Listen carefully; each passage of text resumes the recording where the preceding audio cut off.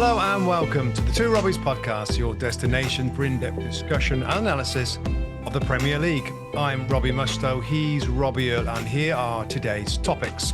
What a day for Eberechi Eze as he nets a North London derby hat-trick and a convincing 4-1 win for Arsenal over Thomas Frank's Spurs.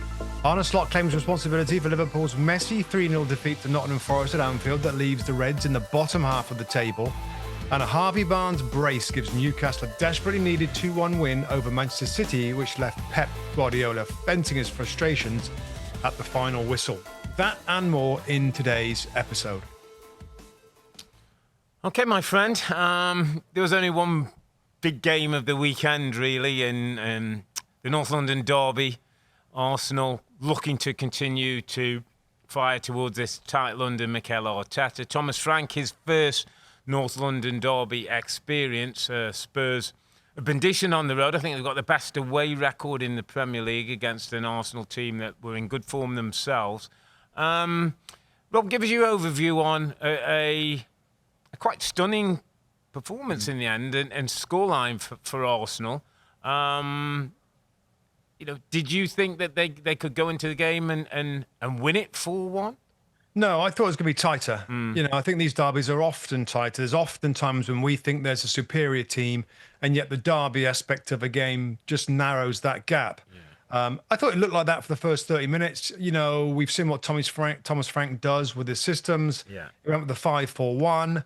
And, of course it didn't work out. We'll get into the details. But I think, you can't...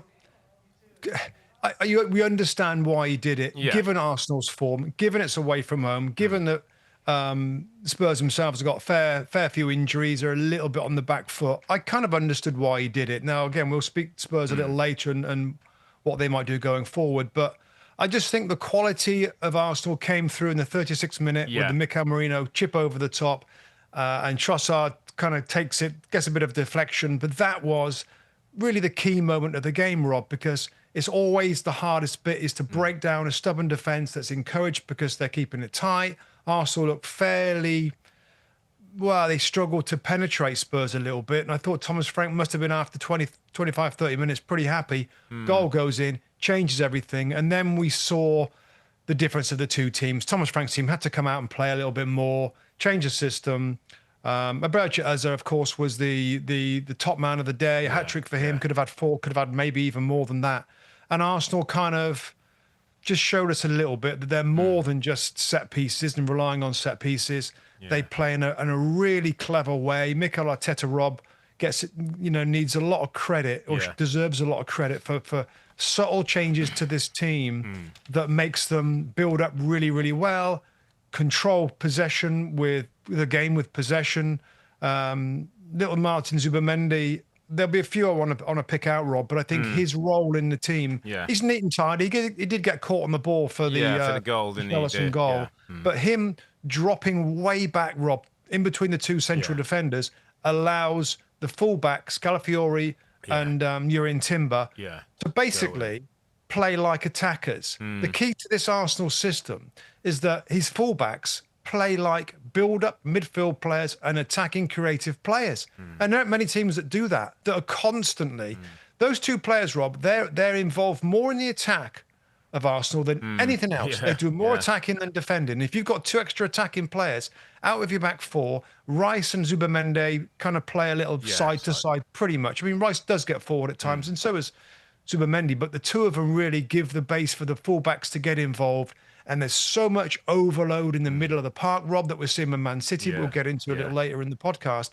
But that's kind of the theme with Arsenal, mate, is that they're flooding midfield through the centre and teams are struggling to live with them.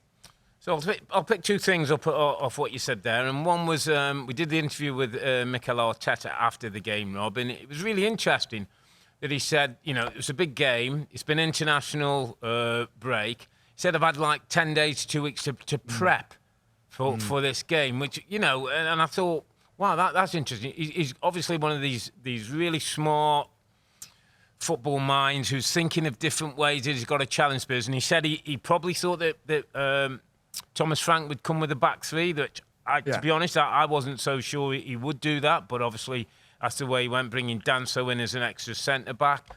But I just thought from what he said, Rob, for all that prep he's done, he's probably got 2 or 3 days with the players by the time they've returned from international duty, flying all over the world. Yeah. There isn't that much time to get that work in, but they did it well. And where I sort of see the first 30 minutes, and I kind of make a little bit of a comparison to Pep City at their very best, where I know you said the game was, a little bit flat and tight, and Spurs had a bit of a shape, and 5 at the back, 4 midfield, just Richarlison, and it was tough to break down. I almost feel at times with Arsenal's football, Rob, it's a bit like, I think there's such a belief in what they do. It's almost like, okay, we're going to have to wear these down a bit. So we're going to pass, and we're going to go down one side, and we're going to keep possession and go. And they kind of keep working the ball a bit City-esque in a certain way, where it's almost like, we'll keep working till a crack appears. And once a crack appears, and that was Mourinho maybe dropping in that little space, which is really clever. He's a centre midfield player anyway, so that's a nice versatility. Then you've got your Trossard, you've got your Calafioris or your Sakas flying in from wider areas. Trossard does it this time, gets a goal. But I almost feel, Rob, part of the game plan is, for certain people, we have to go through that first 30 to get a reward later. I don't think they get maybe as impatient as maybe I was watching it do. Yeah, and I think Arsenal, sometimes, there's been criticism there that they really do struggle for that penetration, Rob, and the patience is there, and it has been there. And oftentimes it's a corner kick and it gets them out of today jail, there's no set pieces, was it, to be fair? Yeah, no set pieces today and really good football. But back on that point about the manager making a plan for the game, if you think about it, Rob, right, and I always think this with 3 central defenders. Yeah. If I'm playing against 3 central defenders, I really would love my striker to come away from those 3 because that's 3 players marking nobody at the back. Now, oftentimes you'll see a centre-back go in into all the way with that. Yeah. And I don't know why Spurs didn't do that. But Mourinho, we saw it a lot, Rob. Obviously for the first goal, he's dropped in there. Nobody's with him. There's 3 centre-backs. Yeah. 3. If one goes in, there's still 2 to cover the spaces or cover any runs. So that may be the piece that he thought, Mikel Mourinho, get him to come into midfield. That leaves 3 at the back. It's just a numbers. It's a numbers game. They can't have 3 spare. Arsenal can have 3 spare somewhere else. And they loaded the midfield and the quality was there. Eberechi Eze, Rob, was interesting. Of course, we can eulogise about his performance, about his goals. He said the most interesting thing afterwards in his little interview afterwards, and he was obviously thrilled, all his family there to see his goals. But I don't know if you picked up on it. He said, I've been working on getting into scoring positions. Love that. Because sometimes you watch him and, he's floating around. He wants to get involved in the play, show for the ball. I just wonder if the manager and the club and coaches of Arsenal have just thought, you know what, like, you've got so much quality in finishing and little feet in tight spaces. Love you to get a bit further forward. And I think that's something that was obvious in this game, is something to watch going forward, Rob, like in subsequent games, his closeness to the front line. And I think that was a very interesting comment. A big game for Eze, big game for him, his quality and wow, the way he can sometimes glide, but getting closer to goal-scoring positions, I like that. Yeah, we talked about productivity, didn't we? Back to us actually, he's 26, 27 years of age. This was like, I talked before the game, I did a little piece on him and I said, like, still feel there's more to come from him. He almost needs a big game and to really announce he's signing for Arsenal. Doesn't get much bigger than the only Premier League hat-trick in the North London derby. It's a pretty good way to go in his first derby, Rob. But you're right in terms of, I think, the goals, the contributions, the little bit more involvement in the last third. At times, I think he can have a little bit more responsibility. Sometimes I think he can work harder to get on the ball. When they are building up through Rice and Zubimendi and the wide players, sometimes I feel like he just needs to be, that extra sharpness to go and give angles, demand the ball, get it in those areas where he can hurt people. But I do think with the way he plays and how they do, Rob, I think he gives them another option. I think there's an unpredictability about him that is just not quite like the others. It's not quite Odegaard, who's a beautiful technician. It's not, the Declan Rice. It's not Trossard, who's got those lovely little, reverse passes and the little runs. He comes, those little scoop balls over the top, the little lovely feet. He glides, as you say, past people. I think he gives Arsenal a great option. You know, Odegaard has been missing for some time now. He hasn't necessarily been missed. No, I'm not sure. I'm not sure right now he gets back in the team. I love the blend of the midfield. And back onto Eze, Rob. Also when you think about Arsenal recently, right? There's getting more and more match winners. It wasn't a Saka game today. No. Trossard gets his goal, but you've got another potential regular scorer potentially, and Eze, another match winner. Apart from your strikers, apart from your set piece goals, that's what Arsenal's midfield needed, Rob, wasn't it? A kind of a regular scorer. Yeah. Now again, Eze, maybe he can't consistently score like that. That's four, isn't it? That's four, and if he gets it's a big game to do it in. Yeah, that's a big game to do it in. It was interesting. The Beck's house is, I thought, really good question, Rob, when she said, at 26, 27, why is it taking him so long and the journey's been in? Why do we feel it's taking him so long to get to this point? England international scoring there, very much looks like he'll be part of Thomas Tuchel's team. Now holding down, commanding a place in a team that's looking to challenge a title. And I sort of said to him, Beck, that some players, in my view, I see that some players mature at different ages and come into their own. Sometimes you get these star kids at 17 or 18 who get in the first team, look $1 million. And sometimes by 23, 24, their career's sort of tailing, plateauing a bit. And you get somebody a little bit later, 22, 23, who's maybe been around, hasn't, and all of a sudden it sparks and you get that later development. I kind of think that Eze might be more of the latter, that, he's been around, he's seen the other side of football, not being at the glamorous top end. And right now, he's good age, in control of his body, mature, international footballer, playing with the confidence. It isn't always that, the teenage kids have the great careers all the way through. Yeah, I agree with that. I think what I'd add to that as well is Crystal Palace. It's not sometimes in your attacking flair player, Rob, and you're in a team that, recently, of course, they're doing great. Yeah. And that's maybe why he's looking great, better and better at Palace. He gets his move. If you're a really talented flair player in a team that doesn't boss games much or have that much possession, it's harder to show. It's harder to show your skills. Maybe he's not great without the ball, and he has to do a lot of that. So I think there's a couple of reasons for it. But there's no question that was a standout for him today, Rob. I don't know whether you want to get onto Spurs. Well, let's talk who else stood out for Arsenal, and then we'll get into Spurs. Who else you kind of give a big tick to today? I picked out Zubamendi. Mikel Merino, I think, does a sneaky good job. Not my underappreciated performer, but he ain't far off. Clever from him. I think we've talked enough about defensively with this team and how the fullbacks play. Nketiah coming in, Rob? Steady, yeah. It wasn't a difficult game for him, was it? No. You'd expect him to. It's pretty hard to mess that up if you're playing. I don't. Yeah, of course I want to give him credit, but he's an experienced player. Yeah. He's done a lot of things in his career already. Obviously, a big game for him at Arsenal. But he looks comfy, left-footed. Yeah, good on the ball. Balance. Yeah. Arsenal control the ball so much. It makes it hard for teams to have any possession against them. Yeah. Teams that have great defensive records isn't because they've got the best defenders a lot of the time. It's because they have the bloody ball so much. They have the ball, and other teams don't get a chance to build up or create many chances. So what about for you? Who's your star, guys, apart from the obvious? Little Trossi is a little diamond, mate. That we love. He's an honorary, underappreciated player of the week. Honorary. I done a little. We did a little players on the rise, and I looked this week and just said, the goal he scores at Sunderland, the assists he makes, the clever little runs he plays, and I just think of him, Rob, at the start of the season. He's probably not thinking he starts in the first 11. He's probably thinking he's going to have to come up the bench. They get Madueke comes in. Martinelli's back in the side and that. But, he's another Rob, as you say, the Odegaard. With the balance and how it's going right now, he's a starter in that Arsenal team. Other good news for them is Noni Madueke came on, Rob. He was excellent for Arsenal, got injured. He's now available again. The bench it's getting stronger and stronger, but you're right. It's going to be interesting. On that left-hand side, Trossard's made it his for now. But in that attack, of course, we know the games they've got coming up. Is it Bayern Munich they've got coming up, Robin, in Champions League? Yeah, Bayern Munich, haven't they? Yeah. I think it's on Wednesday, isn't it? So, there's going to be some rotations. Bayern Martinelli. Then Fulham.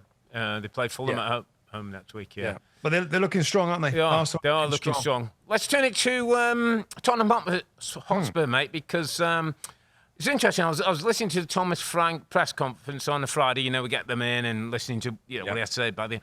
And the overriding factor was how excited he was for his first North London derby. It's like an excited kid. Couldn't wait for it to come and all that. Not sure he was quite as excited after the game. He went with the back three and the 5 at the back, predominantly 4 across the midfield, 1 up front when they didn't have possession. Didn't have any real threats in the first half. I mean, Richarlison scores a wonder goal, a brilliant goal. It stands on its own right, but at 3-1 didn't mean that much in the game. First of all, just explain, I think you've touched on it, Rob, that why you think he went the 3. And this is sort of, again, I try to pick up a bit of thought from some Spurs fans out there who are probably thinking, he's Spurs manager. Why? Brentford, I can understand why he does certain things. Maybe at Spurs, or when I'm a Big Six manager of a Big Six club, should I be totally changing my whole team to suit the opposition? I think that's the crux of this discussion, really, Rob, isn't it? It's the crux of it. And we've talked this before. Yeah. So, in fear of repeating myself, I still don't know what the identity of this Spurs team is. Is it going to be a team that reacts to the opponent? You're talking about reactive. He's a reactive coach. He's reacting to what Arsenal are doing. And we've seen him do that before to great success. Yeah. I think what I think we'd all love to see, particularly when you're at a big club, is what are we? Let's see what we are. Let's beginner style, a philosophy that here it is. I think an example would be Enzo Maresca at Chelsea. Yeah. Very set approach, dominant, ball dominant. That's the way they're going to play. At Spurs, there's been a bit of everything so far. Granted, there's 12 injuries at the club. Many of their best attacking players are not available. Yeah. Listen, you go there and he gets his 5-4-1. He keeps a clean sheet till half time. Yeah. Maybe he gets a counter attack. Maybe he gets something of it. But and to be fair, Arsenal took their chances pretty well. A little bit of deflection on the first goal. Yeah. Well, both of them, I think. So he's then on the back foot, and then there was nothing from Tottenham when he opened up a little bit.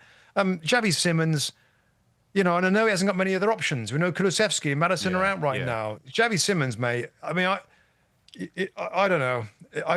I've seen very little to convince me that he's going to make them a better team going forward. Maybe he's one of them that needs time. Yeah. And I just.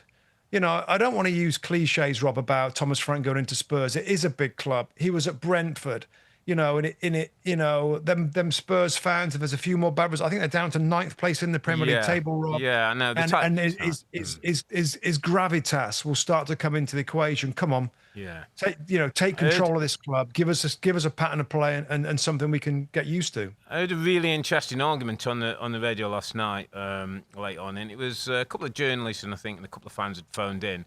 But it was interesting suggesting they say the kind of think the outcome was that you can manage Brighton, Bournemouth, and Brentford and be a certain manager, do things a certain way, and get certain success. Yep. But then when you move to a Big Six, and Graham Potter would be the first example, and then Earle's one of them that people are looking at, and is he can he take that next step into a Big Six club and do it? And that it then isn't just about your football tactics. There's a lot more to the job. They were talking about you've got to be good in front of the media. You've got to work the media well. You've got to know, you've got to tactics. You've got to deal with the dressing room that's different mentality of players who are star players who are all top-class internationals, etc., etc. My kind of thoughts with Thomas Frank is I think he can deal with most of the things. I think he's a brilliant communicator. He looks like a good leader of men. What's disappointing me, Rob, and suppose it brings it back towards your point, is I think he needs to... he's got no system of play.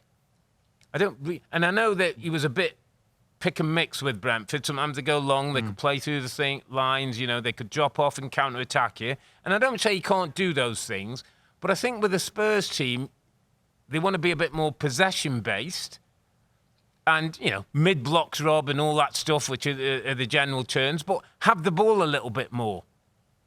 Rob, is there any great team, great team, really big team that you can ever remember? I've just been thinking as you've been talking there, that has the approach of we're going to change from week to week. Think about Arsenal teams, Man United teams, Liverpool teams, over the Chelsea of Mourinho, whoever it is, with the. And I don't just want to say the champions, but I know Earle's a similar Robbie. Well, I'm not saying all big club, but he goes in. There's a defined style of play. Unai Emery goes in at Villa. Yep. After Steven Gerrard, it was a mess. No question about the style of play. Now, they don't win every game. They went on a run. But you kind of see what they are, who they are, what they're trying to do. Some days better than others. I'm just not sure that Thomas Frank has gone in. Now, maybe it could be because of the injuries, because he hasn't got the right players. He maybe needs more time. But that's probably been the most disappointing. I don't see a true identity to this Spurs team yet. Even if you said, look, Mikel Arteta, Rob, with his we all know what Arsenal do, and they look totally Arsenal today, but he made subtle adjustments. Thomas Frank's got to find out what his overriding philosophy, shape, system, setup, structure is, and then make his little smart adjustments around it. Yeah. Not have it totally different. 4-2-3-1 attack, 5-4-1 defensive. And I think that is you mentioned it, Rob. I think all we heard from Thomas Frank afterwards about lost the duels. We kept losing duels. He made a great point. When you're getting suffocated and counter-pressed, then good luck. Like when there's lots of players around your players. If his system of play enables a bit of play through some of that pressure, then everything changes when they're on the back foot. So that would be, I think we're on the same page, Rob, that we want to see a bit more of a familiar structure, that this is Tottenham, however it is, there's a zillion ways of doing it, instead of chopping and changing and players being in and out. Was it 5? Did he make 5 changes? Was that the game this weekend? I think he made 5 changes, unless there's another game. My head might have gone there, but there's so many chop and changing, and it didn't work today. And I think a club like Spurs are going to want to see a bit more of a consistent approach, whether it's proactive, front foot, trying to demand have the ball and create and score, or a counter-attacking style like other managers have done at all clubs, including Spurs. Well, there was only one winner today. It was the team in red. 4-1 winners at the Emirates, and a bit of work for Thomas Frank. And I think just trying to get a system in place that his players buy into, and he can start to build on over the coming time. Let's go to Anfield, mate. There was a game at the weekend. Liverpool hosted Forest. Forest were the only team to beat Liverpool last season in the Premier League at Anfield. They went to Anfield again under Sean Dyche this time around and won the game 3-0, my friend. Could have actually been 4 with a goal that was disallowed by Igor Jesus. I didn't particularly see a handball. But this, mate, has now started to get messy. This has started to be serious for Arne Slot in this group. I think it's 6 defeats in their last 7 Premier League matches. For a guy who came in, Rob, as a problem solver, I'm going to ask you a really tough question. Where do you start? Well, I don't think it's a tough question, actually. I know exactly where you start. You stop conceding goals, Rob. And I know it's very tempting when you're Liverpool that you want to play your way out of it and you want to start connecting and scoring. I mean, they did have a lot of, and I know he's talked about it, but he's not silly enough to blame it all on that. But they had some opportunities where they could have scored. They're not taking their chances right now, Rob, in summarising. They're not taking their chances. And defensively, there is a lax about Liverpool. After yesterday's game, mate, I went back and looked at several goals they've conceded this season, and they are conceding every type of goal you can score. They're conceding it, and we saw most of them in this game. They started the season conceding lots of counter-attacks, transitional goals, not being what the buzzwords is rest defence. So when you have the ball, you're resting, but you're thinking about stopping the counter-attack. They're not doing that very well. Obviously, the set pieces goals was another one. Murillo, typical. Everyone stand watching Murillo scores. And the most concerning, Rob, was the Savona goal. The goal when Nico Williams, one full back, crosses it to Savona. I looked at that multiple times, and there was so many things that was so telling in that goal. First off, Alexis McAllister goes over in the build-up to it. He misses the ball. He misses the tackle. And I'm only talking these are little subtle differences that when you're on edge, right, and when you're going for something, and when you're flipping totally focused, there's no way he gets past McAllister. He gets past McAllister. The next little detail is Cody Gakpo. Cody Gakpo is alongside the goal scorer, Rob. So once McAllister gets beat, he's slow to react to the passing, and Savona gets in and scores. You know, these little details are so telling of a team that's not quite got the same grit, the same desire, the same hunger to do well, to stop goals, to win games, and a little bit less effort is a massive difference in effectiveness. You've heard that quote before. I quote my old manager. 5% less effort is 50% less effective. And I think there might be reasons for that. We know about the tragedies at the football club, whether that is part of the little bit of detail, but you take that away from the finishing part, you take it away, and we have top examples this game of just a little bit less desperation in defending, and they're conceding goals. This is a shocker. This was an absolute shocker. It was alarm bell stuff. But, I kind of look, and I've said this before, I look through the units which we call the defence, the midfield and the attack. None of them, Rob, are functioning. None of the units are functioning in the football club. Now, let's just for a moment concentrate on the back four. And I know we all understand that defence isn't just about a back four. It's about a team. It's about your positioning. It's about controlling the opposition's possession. But just let's for a moment talk about a right back that you let Trent Alexander-Arnold go because, one, he wasn't a great defender. His contract's up. Everybody said he couldn't defend. Doesn't look like he could have done a better job than what's happening now. I know Frimpong's injured. Put Szoboszlai at right back when I think he's your most energetic, might spark something going forward. You've got a problem with left back with Kerkez, who comes in and hasn't quite settled. Let me stop you there on Kerkez, Rob, and please let me just come in quick. Kerkez did nothing wrong in this game. He did nothing wrong. Had a good game. Was good on the ball. Got substituted late on. Andy Robertson embarrassingly beat for the third goal. So when everybody thinks that Robertson should be playing, look at that third goal, how he got beat inside. Kerkez did nothing wrong in this game. And I think sometimes people are very quick to, and I'm not saying you now, but you mentioned Kerkez, and I want to jump on it because people, and I know he hasn't looked great, but he had a reasonable game for a left fullback. Robertson comes on and got beat on the inside, and that's the third goal. Amari Hutchinson. Listen, I'm just saying to you, we've got a question mark on the left back. I think there's a question mark about the relationship as much as his ability with Van Dijk. You've got a centre-back pairing that's gone to pot. Konate looks like he's done, mate, to be honest. And I don't know whether waiting to sort his contract out is affecting him or whether he's going to be one of those who's going to move.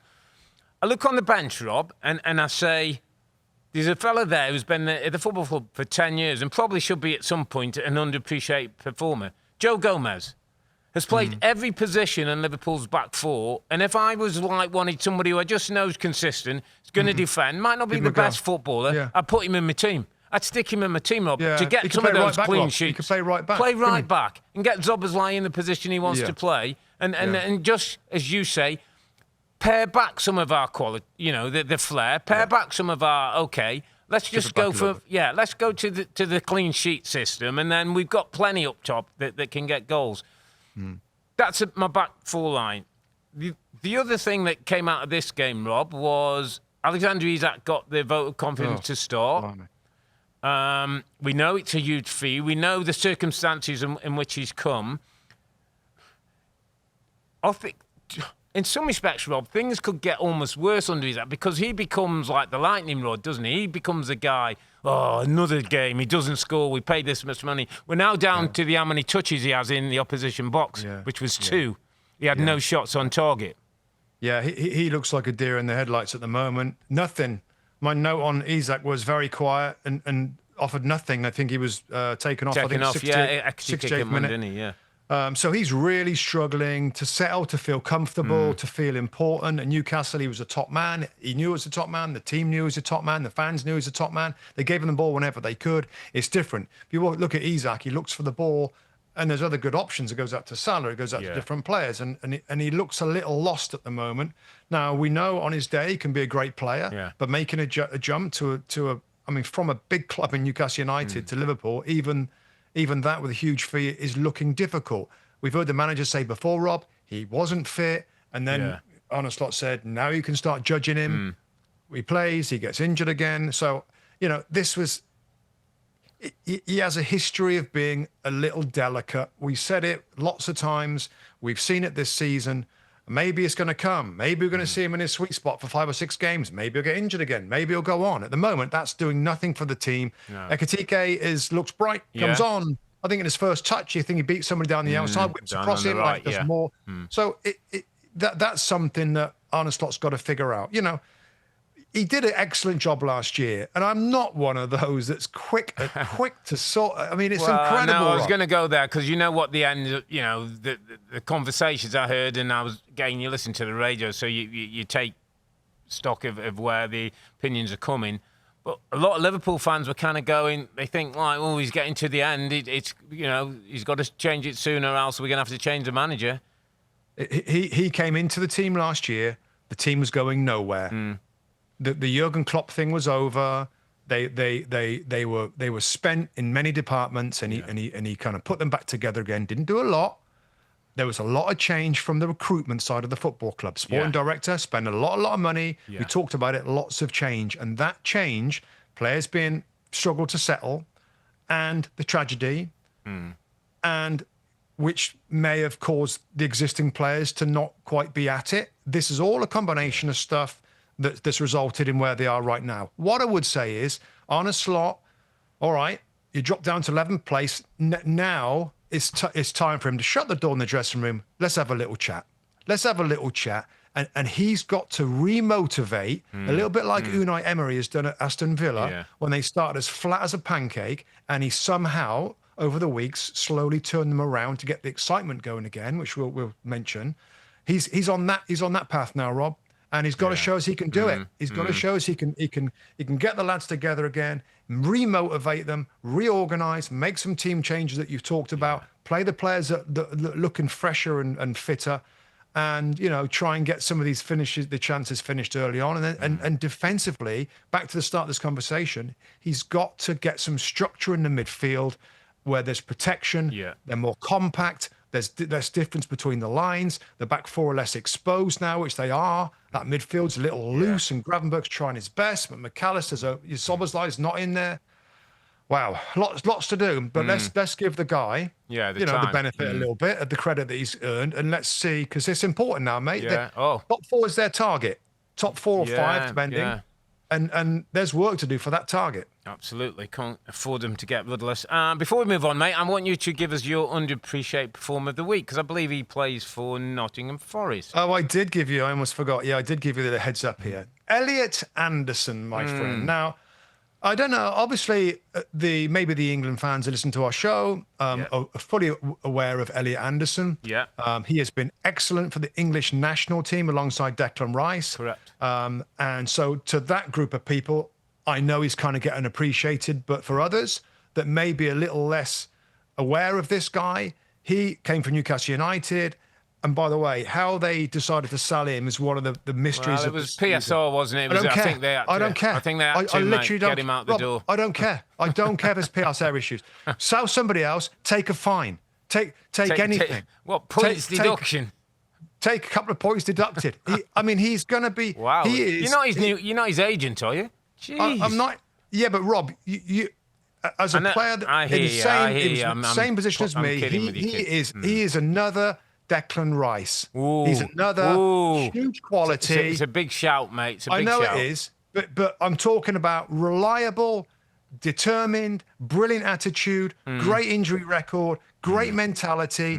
And he's playing on the national level, the English national team, being the star of the show. Thomas Tuchel loves him to bits. He is a real star, one of the best. And I haven't thought about it, but in terms of central midfield players, he's on one hand in terms of the best in the Premier League right now. I think. Really? Well, he's that good. I mean, he's not far off of Declan Rice, Caicedo, Rodri. Give me some others. Tonali. Caicedo. I'd rather have him than Tonali. No, I wouldn't. I'd rather have him than Caicedo. I'm telling you, Caicedo up there, absolutely. Caicedo, Declan Rice, Rodri. There's 3.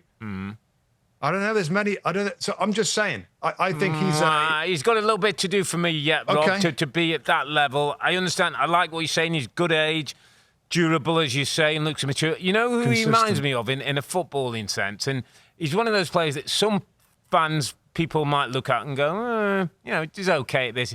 He used to be like that. Michael Carrick. Reminds me of Michael Carrick a little bit. He's really good at a lot of things. Technically, tactically, good football intelligence, good energy, can attack. Yeah. I just need to see a little bit more of him to go into the Declan Rice thing. I think that's a bit early. It's a bit premature for you. Right. But I'm with you, underappreciated form of the week. And there's talk about what the likes of Man United and others. Chelsea, I think, have been named $100 million worth of business in the summer. Sorry to Nottingham Forest fans, but he's not going to stay there. He won't be there next season. You're killing the podcast before we get going, mate. Let's get No, I'm saying he's that good. He's going to be in the World Cup. He's going to be an important player for England and the big boys, Man United. He's absolutely perfect for Manchester United. Energy, legs, leader, keeps the ball. He's that type. I feel very strongly. Yeah, listen, I appreciate him. I maybe don't quite appreciate him as much as you, but that's why he's your underappreciated performer of the week. Good shout, Elliot Anderson. All right, mate, let's talk to you about his former club. Newcastle United hosted Manchester City team that just got a really good result against Liverpool before the break. Newcastle, not in a great vein of form in the Premier League. Done pretty well in the Champions League, but league form wasn't great. I think they were sitting deep in on the table before the game. Just felt it was one of those days, and again, listening to Eddie Howe before the game, sort of, somebody asked him, is Man City at home a good game to get you back to the levels? And he said, I could think of better games, because obviously City carry a huge threat. But he said, I take in what you mean. There'll be an atmosphere. It's against former champions. You know, we've had a few good battles down the road. Generally, Eddie Howe doesn't do well against Pep Guardiola teams, but his team come out on top. I thought they were excellent, Rob. I thought the crowd played their part, and I know it's a bit cliche sometimes, that St James's crowd, but they did add something and bring a fire to the team that, you know, the likes of Joe Ellington and Bruno and, you know, Harvey Barnes. It's almost like it gives them energy. Yeah, I mean, we've talked about the two modes of Newcastle United. The first mode being where they're so aggressive, they're so intense. It was one of those games, and you're like, for Pep's thinking, oh boy, here we go, because he can sense it. That crowd there, and with Newcastle on the front foot with the way that they press and make it aggressive. I mean, it was a great game of football, mate. Yeah, I mean, it was 0-0 at half time. So many chances and like amazing chances. Good goalkeeper saves, some good defending, saves, bad misses. Yeah. But Newcastle are capable of that, Rob, aren't they? Newcastle are capable of that sort of performance. The hardest thing for them is to consistently win games in the Premier League. Yeah. And playing European competition without playing 110 million miles an hour football. And that has been the challenge. That continues to be the challenge. But now and again, you get these huge performances against the big clubs when the conditions are right, and they can upset anybody. Yeah. Harvey Barnes, another one that should always get a mention for underappreciated performer. Always been a big fan of Harvey Barnes. Missed that sitter in the first half, and then comes on to score 2 goals after that. I think Man City, Rob, you know, I really like what he's trying to do with his team. And I think we've talked about the way that he floods midfield. Yeah. That was giving Newcastle lots of problems, really. And the crisp football's back with City. The possession, the really good football, which gets them up the field, is there. They got a striker that's getting the goals.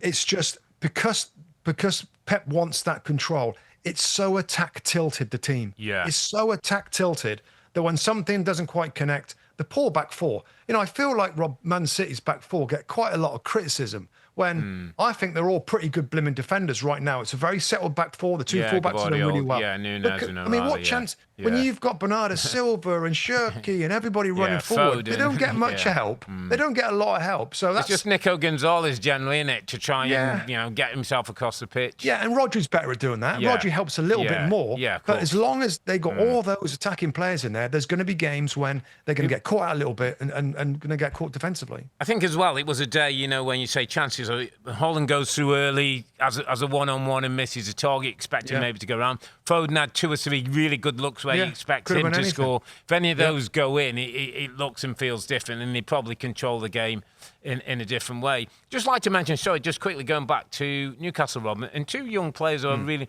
Lewis Hall and Tino Livramento, 2 fullbacks. Really bring an energy, they get forward, they threat, they defend well. That's the future. And Malik Chow as well, Rob. kind of like the look of him as well. There's some good parts to Eddie Howe in that Newcastle team, despite always looking at the bigger names. Yeah, I totally agree. It's a great point. And you add those fullbacks that love to get forward, both of them, with a midfield three that we know is excellent, and there's other options in there as well. Yeah. Voldemar could have scored the header in the first half, gets a good header. Good save, yeah. So, and they got good wingers. I really like the parts of Newcastle. I think the fullback is a really interesting and maybe really important part to get a consistent. Yeah. And those two young players can play, and they give you great width. I mean, Dan Burns is an amazing player, and maybe plays a central defender, but the extra ability and speed and dynamic nature of these two fullbacks is better than someone like a Dan Burn in the left back. So, they were excellent. Yeah, good win for Newcastle. Disappointment for Manchester City, who obviously, before the Arsenal game, lost ground on those at the top of the table. OK, mate, let's look to some of our other results. We're going to start at Turf Moor, which was the early kick-off. It's a Chelsea team that was sitting, I think, third or so in the league before this game. A bit of a test for a young team, come off international duty. It was a terrible day in Lancashire at Turf Moor. But Chelsea got the business done. Goals from Neto and Enzo Fernandez, who continues to be a consistent performer. And it was a team, Rob, that was picked, I think, very much with the Champions League in mind. Haven't they got a big game coming up? Is it Barcelona this week? Barcelona home on Tuesday. Yeah, on Tuesday. Yeah. So no Malo Gusto, no Caicedo, no Garnacho. Esteval, whether he would start in that game, was another on the bench. So I think it was definitely a team picked with Tuesday in mind, but a team that came out with all 3 points. Yeah, it worked out, didn't it? I thought they struggled in the first half, Rob. Real slow start from them, which we have seen from Chelsea before. Yeah. But second half was a lot better. Controlled the game, bossed the game. Burnley were really energetic in the first half. Made it tough for Chelsea to play. They made many changes to the team as well. I'm not sure about Pedro in behind Liam Delap, but that's how they started out. Yeah. I just think Cucurella deserves a bit of credit as well. And the way the manager plays him, he pops up in the little pockets in behind. Yeah, he goes from midfield. The goal, didn't he? The first goal. Yeah, he pops up. Run. Yeah, really good. I mean, clearly, Chelsea Football Club are in the title race. They're clearly one of the best 3 teams this season in the Premier League, with all the changes. With the issues of trying to develop this young team and play in the Champions League. Yeah. I think they're a very exciting. I've said it I'm a fan of this project. It's very different. I know it's controversial for many Chelsea fans, but it's another example that they sometimes, Rob, can look like winning games pretty easily when they find their groove. Yeah. Found the groove in the second half. Pedro Neto scores a nice header. Enzo Fernandez is getting more and more into the attacking box with the way the manager sets them up. They've got some week. I mean, they've got some week coming. They've got Barcelona, they've got Arsenal, of course, on Sunday. Which we'll preview, by the way. We're going to preview that game. Yeah, I was going to say, just as we move on from this one, we are going to preview that Chelsea Arsenal game at the end of the podcast. So make sure you hang on for that to see. So I'm going to go to my underappreciated performer of the week, my friend, and it comes from this game, and it's somebody you probably wouldn't have thought in the game one. I'm not sure whether fans. And Andre Santos, a young Brazilian midfield player, on a day when there was no Caicedo. Enzo Fernandez, who plays off at starts, in the team sheet as a 6, but often gets forward, playing in the 10, and actually get himself forward as he does get his goal. I thought Andre Santos, mate, was the epitome of maturity. You talk about Cucurella and a couple of times Reece James, who came off at half-time. I believe that was managed for his own self health and making sure they keep him in good nick. But whenever the fullbacks went on, he just drops into that defensive slot, mate, and gives them a bit of insurance. I thought his passing, his first pass was always quite positive when he won the ball, got it into midfield players, let them play. I thought he backed the play up well. He's technically really strong. He's a tough little so-and-so, puts his body into people. He's a player, Rob, that hasn't got no headlines. In Caicedo and Lavia's also at the football club, and another in that spot, and Enzo can play there. Andre Santos is another little diamond that they've unearthed, Chelsea. He was at Strasbourg with Liam Senior, part of that, the multi-club stuff. There's another little diamond there, mate, that I think, given the right progression and given the right time, could turn out to be a very, very important player for the club. Robbie, first off, it's a great shout.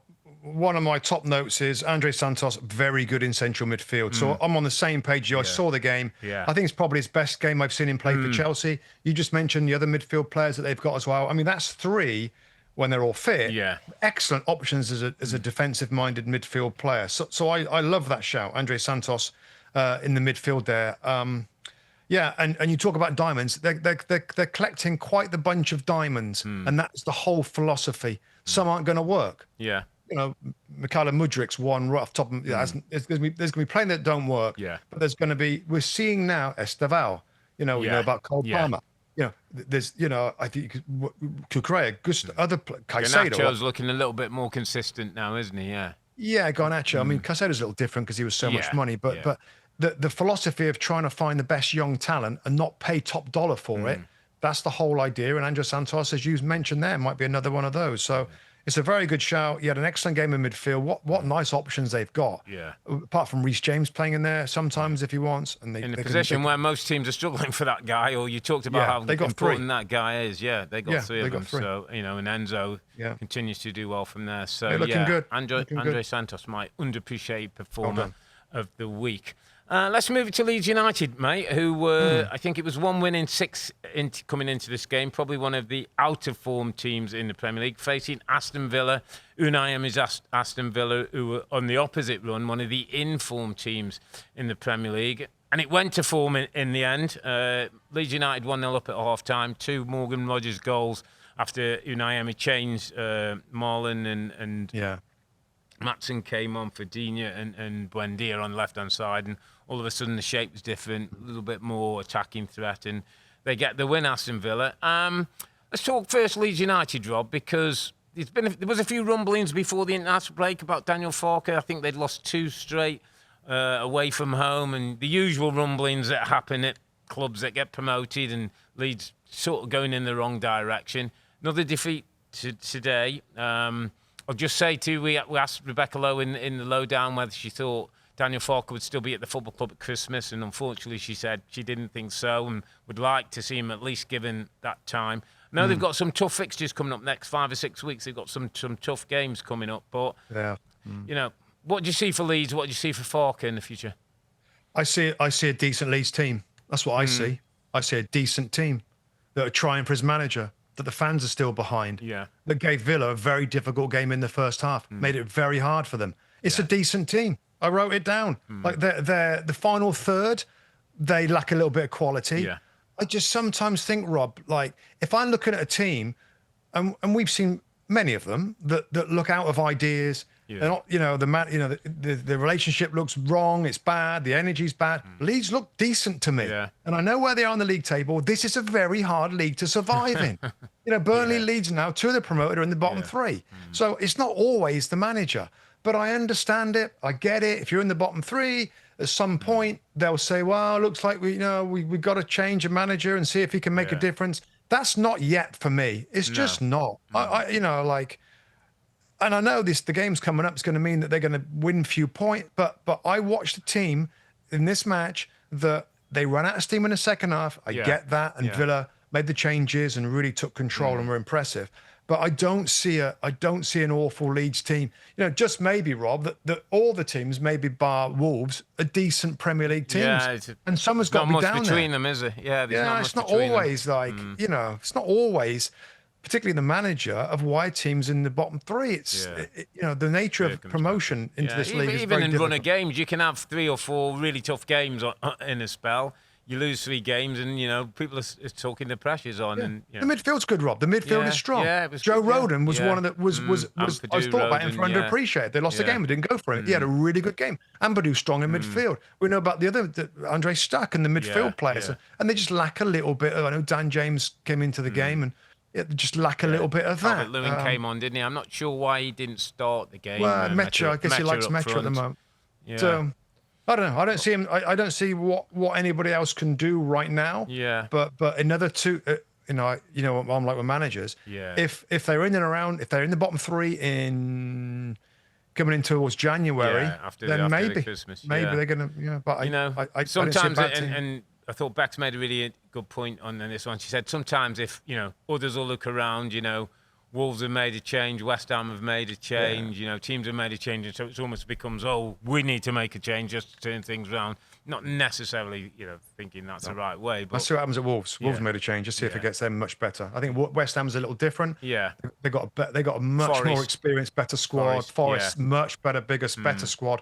Yeah. Leeds have got what they got, and I think he's doing all right. And I know it's not amazing for the Leeds fans, but I don't know. Maybe I'm wrong. Maybe they get somebody else in and takes over and they climb to mid-table. That would be amazing, but I think it's going to happen. Little mention for your mate, Mr. Morgan Rogers, who continues to shine.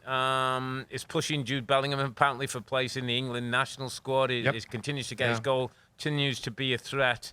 They've got him on a long-term contract now, Rob, so, Villa fans can rest a little bit easier. He's a special talent. He is. I've spoke, and he's just signed a long-term contract to Aston Villa, which is great for them. What I want to talk about, Rob, is these free kicks, because we're seeing something different. We're seeing something different that, and you'll correct me, I don't think we've seen before. Let me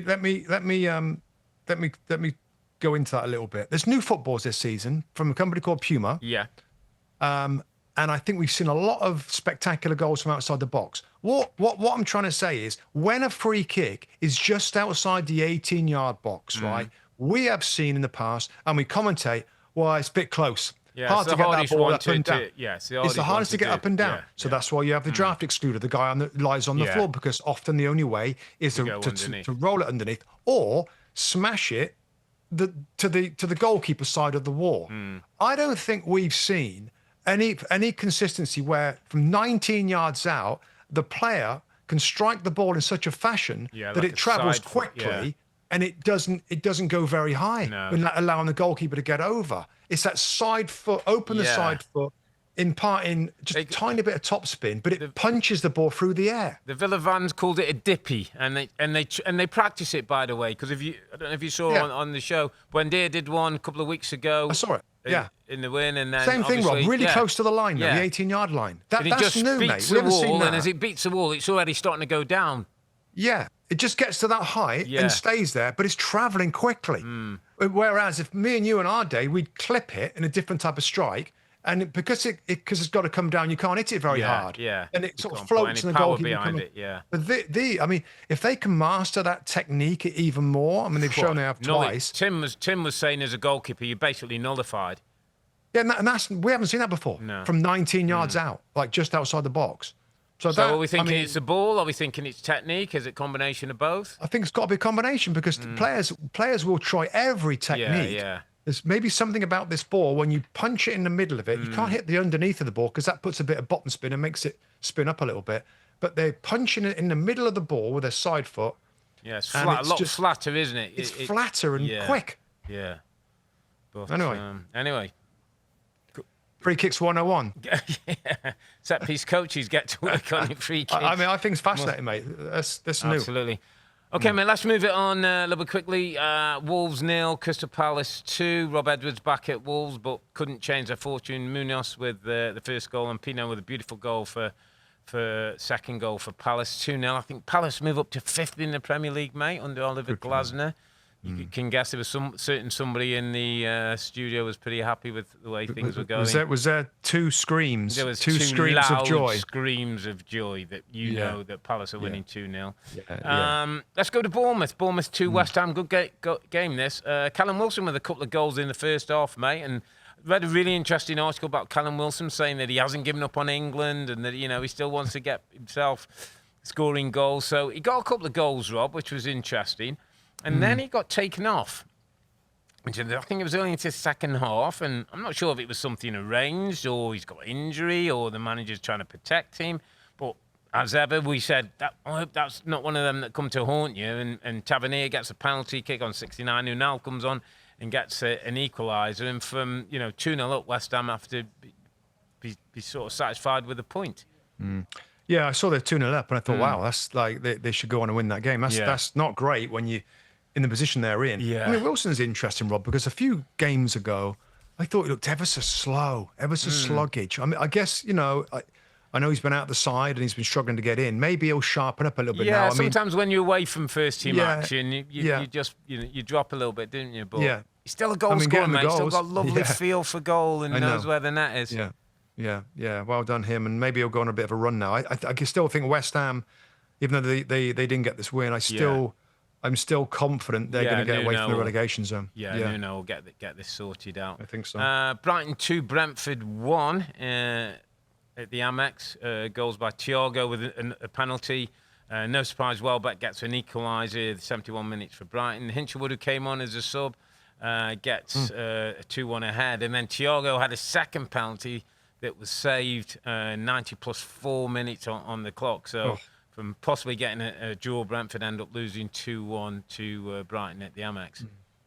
Yeah, I think Brighton are one of those teams, aren't they?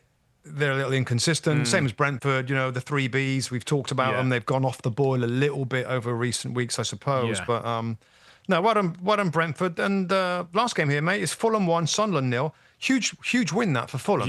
Given where they got to in the league. Yeah, things weren't going particularly well with it. I think they're on a real bad run of form, 5 out of 6 or something defeats. And obviously, there's talk about Marco Silva's talking about a long-term contract, but nothing's been agreed on there. So it's our old friend Raul Jimenez, knowing where to be in the box, just gets his toe to the ball, knocks it past Robbie Roofs, and enough to give all 3 points to Fulham. So that pretty much rounds up this match week 12, mate. We have got on Monday, don't forget any of our viewers, Monday night viewing is Manchester United versus Everton. That's 3 p.m. Eastern Time on the USA Network.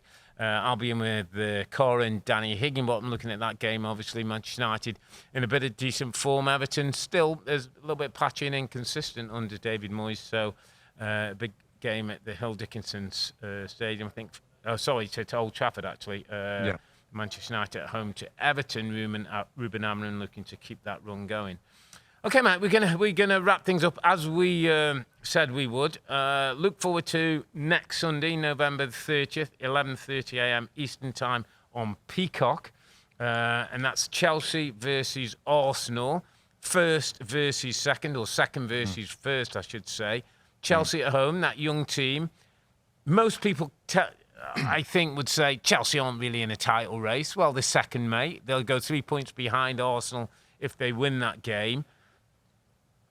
Can Chelsea win the title? Yeah, they can win it. They can win it. Yeah, they can. It's gonna take great consistency. Probably have to win this game to have the belief there to pull Arsenal in a little bit. Yeah, I think they're talented enough. You said can they? They can. Will they? I don't think they will. I still don't. I don't see anybody beating Arsenal this year, but they could. I could be wrong. And they could go on a run. And this, please, I hope Chelsea fans don't take this in the wrong way, and it's not meant. Do you think, so you're saying Enzo Maresca, you believe, has the capability of steering this young team to the top, to a title? To a title. Yeah. No, maybe not this title. Maybe not. Yeah. But they could be, but maybe not. But absolutely. Growing, maturing. Yeah. It was a young team thrown together, all the changes. Yeah. He's got many to pick from. They're all going to mature at different times. You're starting to see it with certain players. They got some real top talent in different areas of the team, Rob. It might be they need another goalkeeper, maybe another striker, a real classy, I don't know. Defensively, but I'm a little boy. And I've always told you, those centre-back pairings don't ever quite get me. But they're a team, Rob, that defend with the ball. And I also remember there was a Leicester team with Wes Morgan and Robert Huth that went on to win a title, mate. Yeah. You know what I mean? Yeah, and they're so good with the ball that they don't defend that much because they have the ball all the time. So fascinating game. I mean, I would imagine Arsenal will go in with the attitude of, because Arsenal got so much strength in different areas, I would expect a physical Arsenal to, dominate. Maybe dominate. There's area teams they won't dominate Moses Caicedo in the middle of the park. They won't dominate him because he's a blimmin' beast of a player, brilliant midfield player. But the intensity, the quality, it might be too much for Chelsea.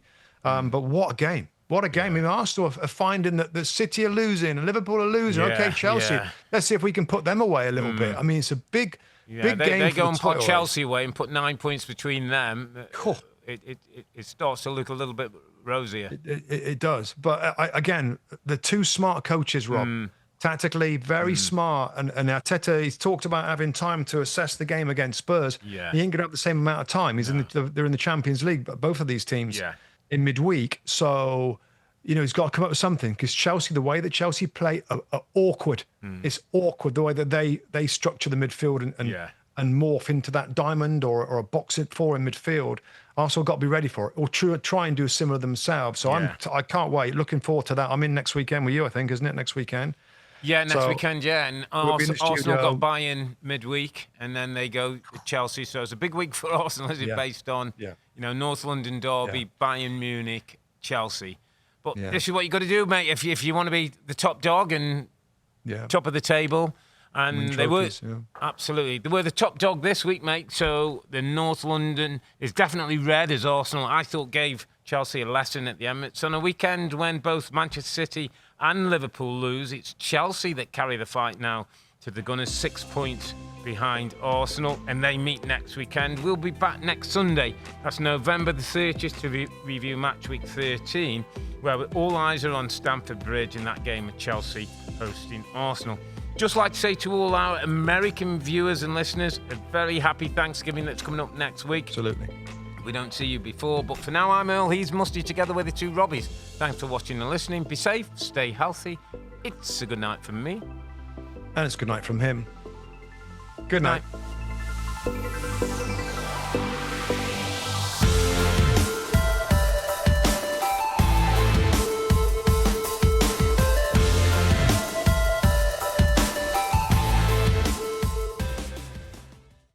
Hi there, I'm Rebecca Lowe, studio host of NBC's coverage of the Premier League. Don't forget to hit subscribe to watch more videos all season long. And for even more Premier League content, from original series to live matches, head over to Peacock.